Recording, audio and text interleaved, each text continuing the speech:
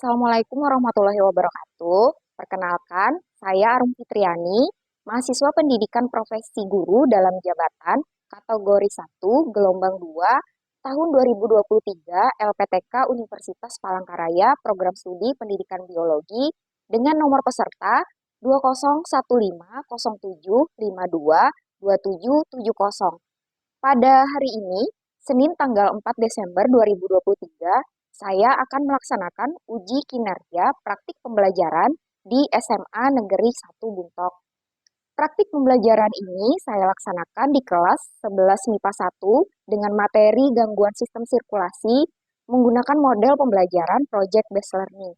Berikut video praktik pembelajaran saya. Selamat menyaksikan. Assalamualaikum warahmatullahi wabarakatuh. Selamat pagi semua.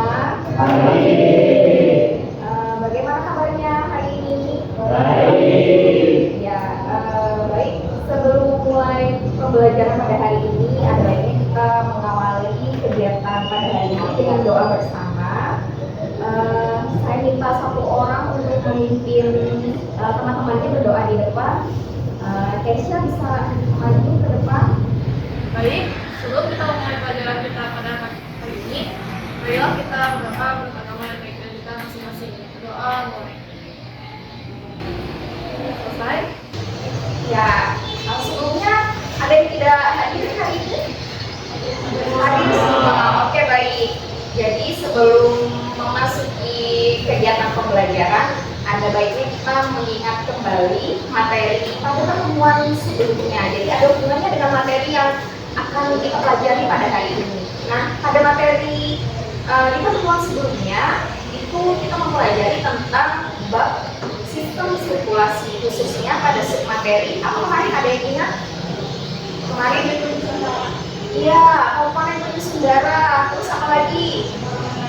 Penggolongan darah, betul. Jadi pada hari ini kita membahas sambungan dari materi di bab tersebut. Nah, ya dari gambar di layar kalian bisa perhatikan di situ.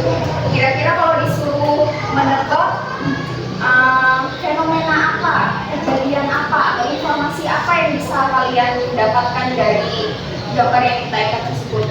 Gambar sebelah kiri yang pertama, kira-kira itu menggambarkan tentang apa yang terjadi pada orang pada gambar tersebut.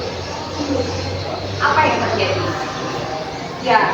Orang tersebut kemungkinan merasa nyeri atau sakit pada area dadanya. Ya, betul. Kalau dilihat dari ekspresinya, ekspresi wajahnya dan arah tangannya, dia memegangi daerah dadanya. Jadi kemungkinan dia merasa sakit. Kemudian kalau dilihat dari judulnya, heart attack signs, artinya apa? Kalau di Indonesia kan artinya Tanda serangan jantung. tanda, ciri, atau gejala yang ditimbulkan pada saat terkena serangan jantung. Nah, sekarang beralih ke kelompok gambar di sebelah kanan. Jadi ada empat gambar yang diterangkan dengan judul-judul di situ. Mungkin Wiwin bisa menjelaskan kelompok gambar yang sebelah kanan kira-kira tentang apa? Kalau berdasarkan dari gambar yang sebelah kanan itu menunjukkan tanda serangan jantung seperti keringat, muntah-muntah, pusing, hingga sakit pada dada. Betul. Jadi kalau misalnya, tapi berdasarkan gambar jangan lalu kalian menyimpulkan kalau misalnya ada orang mengeluhkan sakit pada area dadanya itu serangan jantung. Jangan lalu buru-buru menyimpulkan seperti itu ya. Jadi belum tentu. Jadi makanya kita pelajari pada materi ini. Jadi spesifiknya bagaimana tanda-tandanya. Jadi pada materi ini kalian akan dipaparkan materi mengenai gangguan pada sistem sirkulasi. Jadi jangan bingung, ini merupakan sambungan dari submateri bab sistem sirkulasi yang kemarin. Jadi komponen darah, penggolongan darah sudah, kemudian alat-alat yang berperan dalam peredaran darah, dan yang materi terakhir dari bab ini adalah gangguan pada sistem sirkulasi. Nah, apa manfaatnya mempelajari materi ini? Apa manfaatnya? Manfaatnya kira-kira apa?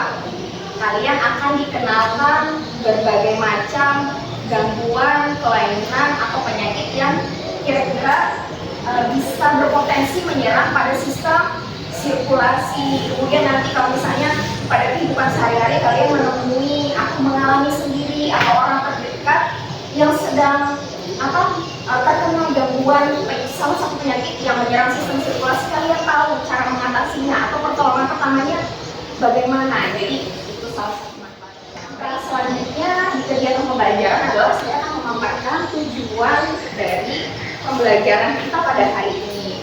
Tujuan pembelajaran yang pertama yaitu peserta didik dapat menyebabkan macam-macam gangguan atau kelainan pada sistem sirkulasi. Dan yang kedua, peserta didik dapat menjelaskan penyebab atau gejala terkait gangguan atau keinginan pada sistem sirkulasi. Dan yang ketiga, peserta didik dapat menganalisis cara pencegahan atau penanggulangan terjadinya gangguan atau kelainan pada sistem sirkulasi. Keempat, peserta didik dapat mengaitkan teknologi yang dikembangkan berhubungan dengan gangguan atau kelainan sistem sirkulasi. Yang kelima, peserta didik dapat merancang desain proyek tentang gangguan atau kelainan pada sistem sirkulasi. Nah, jadi ada 5 poin, ada 5 hal yang harus kalian penuhi pada pembelajaran hari ini. Jadi tadi sudah dibacakan oleh teman-temannya. Nah, untuk mencapai tujuan pembelajaran pada hari ini, kita masuk yang pertama ke bagian awal. Jadi saya akan menampilkan satu video yang berhubungan dengan gangguan atau kelainan pada sistem sirkulasi berikut. Tolong perhatikan dan cermati videonya baik-baik.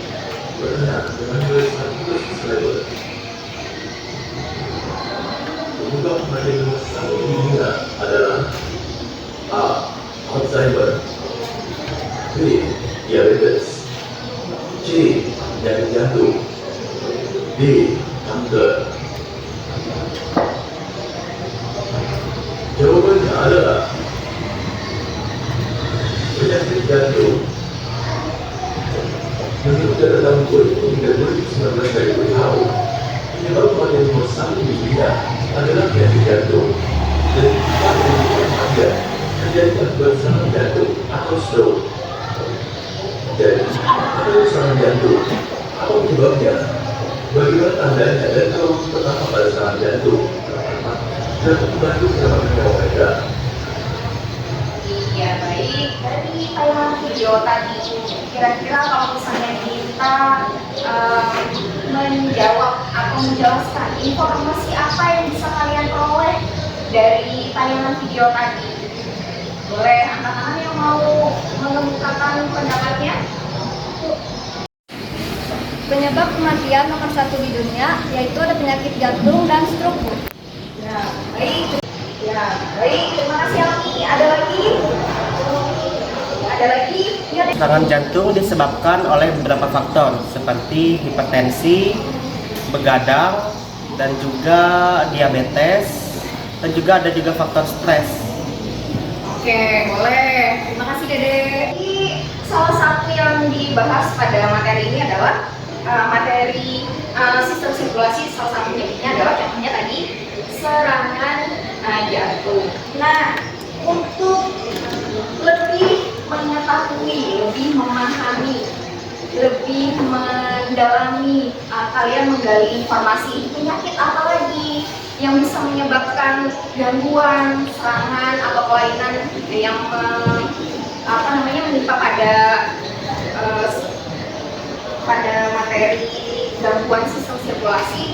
Jadi saya menugaskan beberapa hal. Jadi tugasnya itu saya bagi 4 kelompok besar. Jadi yang pertama itu nanti kalian buat kelompok, di situ nanti ditugaskan untuk menjawab LKPD, lembaga kerja peserta didik. Jadi di situ nanti dihadirkan sebuah artikel, jadi kalian mengamati artikel tersebut, memecahkan solusinya. Kemudian yang kedua, dari nanti masing-masing kelompok mendapatkan topik atau jenis penyakit yang berbeda. Jadi kalian nanti dari hasil diskusinya merancang suatu produk, yaitu berupa infografis tentang topik dari masing-masing kelompok. Nah, kalau sudah selesai, nanti kelompoknya mempresentasikan. Kemudian setelah selesai, nanti ada tugas individu lagi, yaitu menjawab evaluasi. Jadi yang 3 itu dikerjakan secara berkelompok, yang 1 itu tugas individu, tapi tidak serta-merta harus selesai hari ini. Jadi mungkin sampai pada merancang desain atau membuat produk saja dan mengerjakan tugas ini. Nah, baik, mungkin dari beberapa ada yang sudah paham mengenai infografis, tapi saya jelaskan lagi. Nah, contohnya begini. Apa itu infografis? Infografis, bisa kalian lihat, adalah media informasi yang dapat berbentuk teks dengan perpaduan gambar, grafik, ilustrasi, dan tipografi. Apa yang harus dilakukan dalam pengerjaan proyek itu? Jadi infografisnya memuat 4 hal. Jadi harus memuat 4 hal berikut pengertiannya. Yang pertama, terus penyebab, kemudian ada solusi dan teknologi yang berperan untuk menyembuhkan penyakit atau kelainan atau gangguan tersebut. Gitu. Selanjutnya bisa membuat kelompok sesuai dengan yang sudah kita sepakati bersama kemarin. Boleh mulai membuat kelompok. Kemarin isinya satu kelompok 4 orang.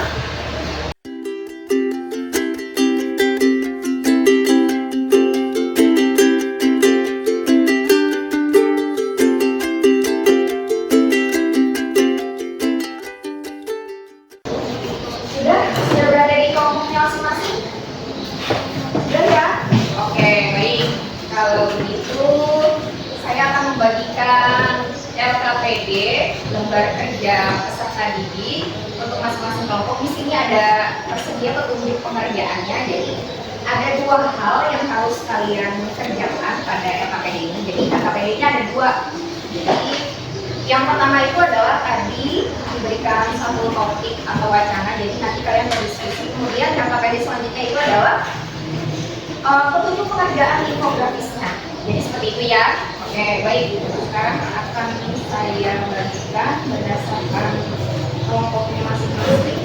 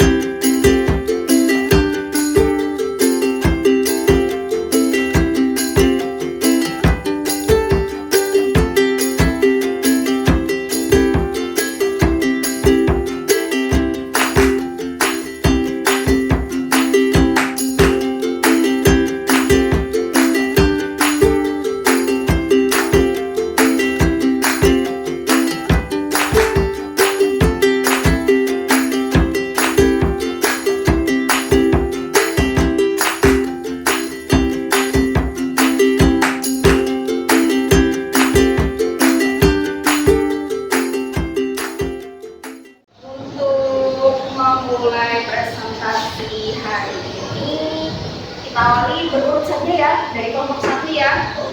Oke, baik. Silakan kelompok 1 maju. Selamat pagi teman-teman. Jadi sebelum kami mau mulai presentasi ala materi yang kami perkenalkan diri kami terlebih dahulu. Jadi perkenalkan, nama saya Imanika Syafaqah Sekali ini. Saya Alhamdulillah Sama. Saya Hati Lestari. Saya Ahmad Janta.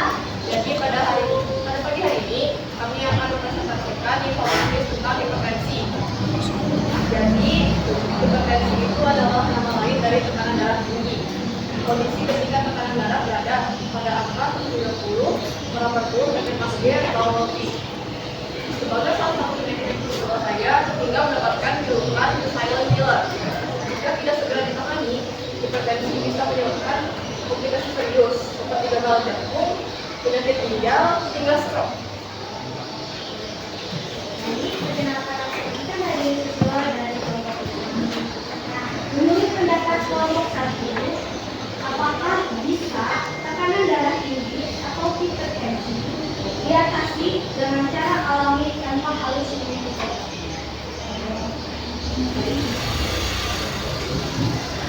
Orang yang mengalami hipertensi tidak mau obat penurun darah secara terus-menerus, bisa menggunakan cara alami, yaitu tidur yang cukup, tidak begadang, makan buah dan sayur, rutin berolahraga minimal 3-5 kali seminggu, janganlah stres dan mengurangi konsumsi garam. kasih tepuk tangan dulu untuk kelompok 1. Halo teman-teman sekalian, perkenalkan kami dari kelompok 2. Nama saya Dede Erianto. Saya Alma Jani.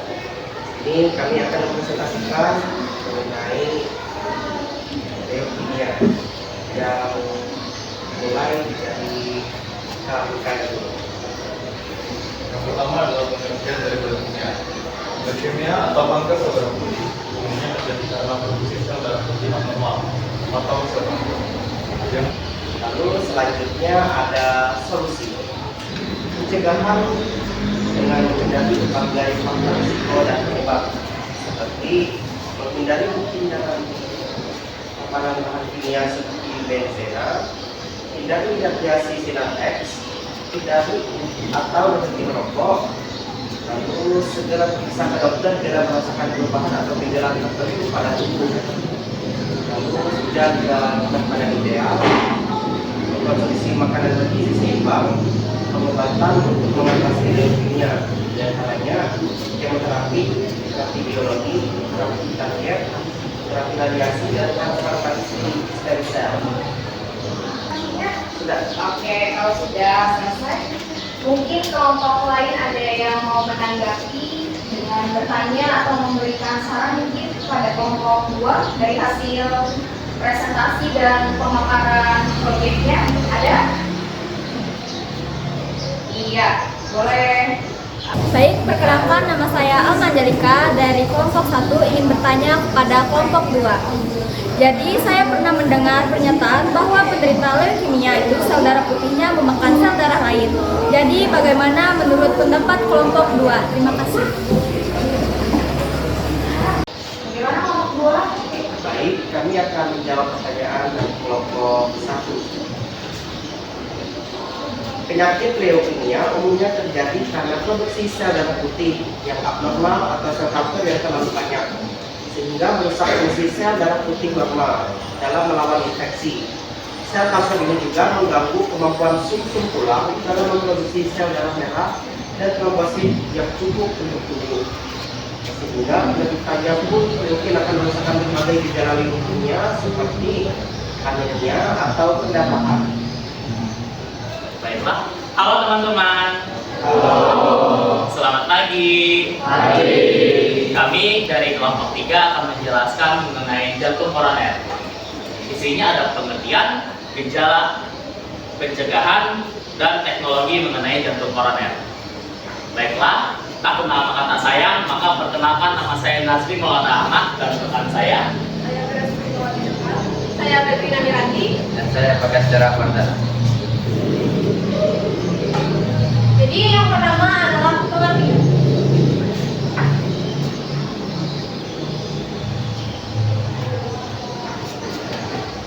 Pengertiannya yaitu jantung koroner adalah penumpukan plak lemak pada arteri koroner. Terkadang tidak ada gejala sama sekali. Gejala nyeri dada saat berolahraga mungkin terjadi karena jantung bekerja lebih keras. Yang selanjutnya adalah gejala dari jantung koroner, yaitu ada keringat dingin, sesak nafas, nyeri dada, lemas, dan mual. Selanjutnya, pencegahan akan dibacakan oleh teman saya. Baik, di sini ada pencegahan. Bisa dimulai dari berhenti merokok, aktivitas fisik, penurunan berat badan, tidur yang cukup, menghindari stres, pola makan sehat, dan rutin check up kesehatan. Nah, sekian presentasi dari kelompok kami. Apakah ada kelompok yang ingin bertanya? Ya, ada kelompok yang ingin bertanya? Ya, boleh. Maka nama saya Alma Jani dari kelompok 2 ingin bertanya. Dari sumber yang saya baca, penelitian menyatakan bahwa penderita jantung koroner itu kebanyakan laki-laki dibandingkan wanita. Mengapa demikian? Terima kasih atas pertanyaannya dari Almi dari kelompok 2. Jadi di sini saya perwakilan dari kelompok kami untuk menjawab pertanyaannya. Jadi dibandingkan wanita, pria memang lebih sering mengalami jantung koroner. Wanita yang belum menopause masih mengalami menstruasi, sehingga mempunyai hormon estrogen untuk memproteksi. Tetapi apabila wanita sudah mengalami menopause, resiko mengalami jantung koroner akan sama besarnya dengan pria. Wanita yang belum memasuki usia menopause memiliki kadar hormon estrogen yang tinggi dibandingkan dengan kaum peran utama hormon tersebut adalah untuk menjaga kesuburan wanita dan untuk mengatur siklus haid.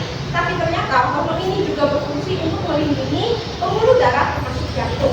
Beberapa manfaat hormon estrogen untuk kesehatan jantung yaitu meningkatkan kolesterol baik atau HDL, menurunkan kolesterol jahat atau LDL, memacu pembentukan gumpalan darah yang membuat aliran darah meningkat, menyerap radikal bebas, mempengaruhi sistem kardiovaskular, melindungi dari penyakit jantung. Baik, apakah jawaban bisa diterima dari Pak Abi? Apakah ada kelompok lain yang ingin bertanya? Ya, ada kelompok lain yang ingin bertanya? Mau menambahkan barangkali? Ada Pak? Tidak ada? Cukup. Oke. Beri tepuk tangan untuk kelompok. Baik, kami dari kelompok 4 akan mempresentasikan tentang info biologis kami, yaitu tentang anemia. Solusi pencegahan: makan makanan bergizi yang tinggi protein dan kaya zat besi, minum tablet tambah darah secara teratur, konsumsi buah dan sayur yang mengandung vitamin C, D, dan A, minum air putih yang cukup, dan melakukan aktivitas fisik. Yang keempat, pengobatan dan teknologi. Anemia akibat kekurangan zat besi. Konsumsi makanan dan suplemen mengandung zat besi. Pada kasus yang parah diperlukan transfusi darah. Anemia pada masa kehamilan. Pemberian suplemen zat besi, asam folat, dan vitamin B12 yang berikutnya ditentukan dokter. Anemia akibat pendarahan. Hentikan pendarahan bila diperlukan. Dokter memberikan suplemen zat besi atau vitamin dan obat pada diri dan Baik, sekian presentasi dari kami. Apakah ada kelompok yang ingin bertanya? Jadi saya Bagas Dera Wardana, mewakili kelompok 3 ingin mengajukan sebuah pertanyaan. Menurut kelompok 4, apakah orang yang tekanan darahnya rendah berarti mengalami kurang darah? Ya, tidak. Jadi di sini saya akan menjawab pertanyaannya, itu tekanan darah rendah dan kurang darah sebenarnya adalah dua kondisi yang berbeda. Tetapi memang jika dilihat dari skala ada yang mirip, seperti menimbulkan pusing, lemas, cepat lelah, dan tubuh akan terasa dingin. Namun dari segi penyebab dan cara pengobatannya berbeda. Untuk menangani darah rendah, biasanya dokter akan menganjurkan mengkonsumsi air putih yang cukup, meningkatkan konsumsi garam namun dalam jumlah yang wajar, rutin berolahraga, serta mengkonsumsi obat-obatan yang berfungsi untuk menaikkan tekanan darah. Sementara anemia, dokter biasanya akan merekomendasikan beragam makanan bernutrisi, daging, hati ayam atau sapi, sayuran hijau, kacang-kacangan, serta buah-buahan. Dan pemberian suplemen jika dirasa perlu untuk meningkatkan asupan zat besi, asam folat, dan vitamin B12. Pada kasus anemia berat, dokter mungkin akan menyarankan transfusi darah. Itu jawabannya. Saya anggap kalian semua kelompok sudah berpartisipasi dengan baik dalam kelompoknya. Kemudian hasil yang disajikan juga bagus-bagus kaliannya. Karena diskusinya sudah selesai, mungkin bisa kembali ke tempat duduknya masing-masing.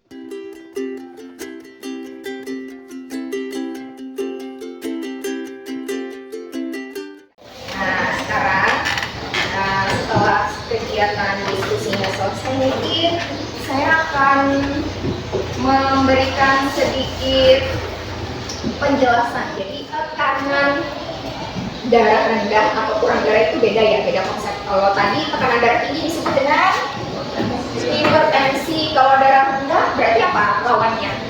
Hipotensi, betul. Jadi konsepnya beda. Kalau kurang darah itu anemia, kalau tekanan darah rendah adalah hipotensi, betul. Oke, saya ingin berterima kasih kepada semua kelompok yang sudah ikut serta dalam kegiatan pembelajaran hari ini. Kemudian review dari saya adalah dari semua kelompok yang sudah tampil, sudah membuat infografisnya dengan sangat baik. Kelompok terbaik itu saya berikan nilai lebih kepada kelompoknya nanti. Bukan berarti kelompok lain juga tidak bagus. Sebelumnya tepuk tangan untuk kita semua.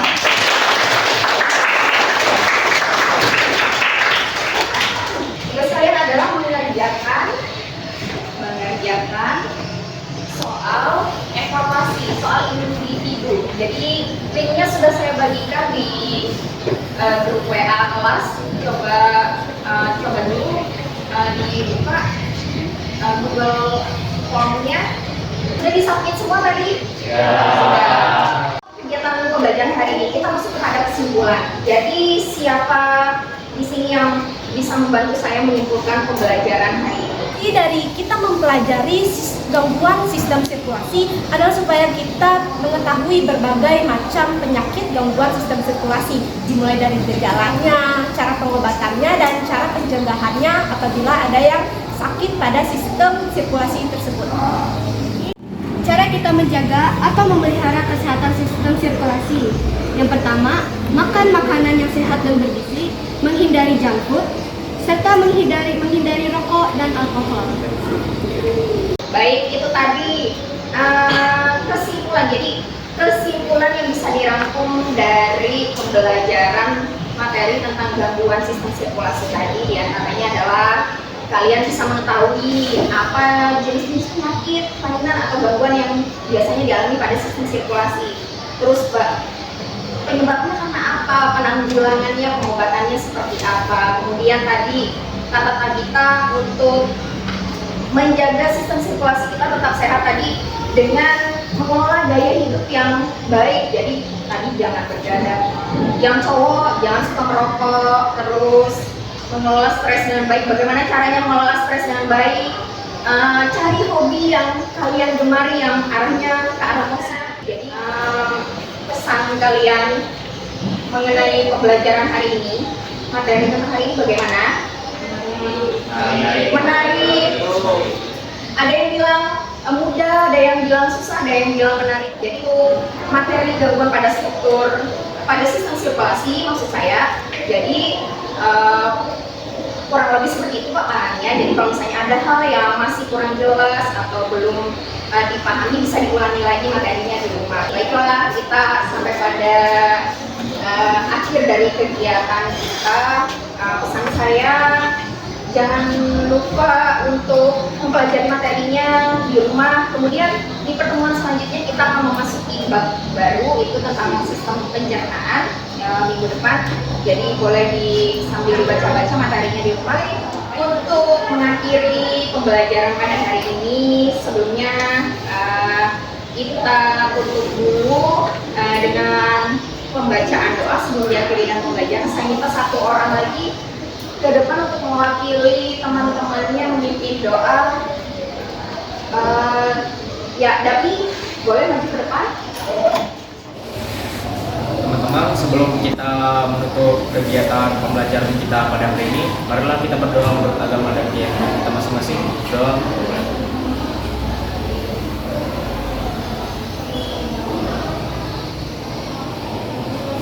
Berdoa selesai.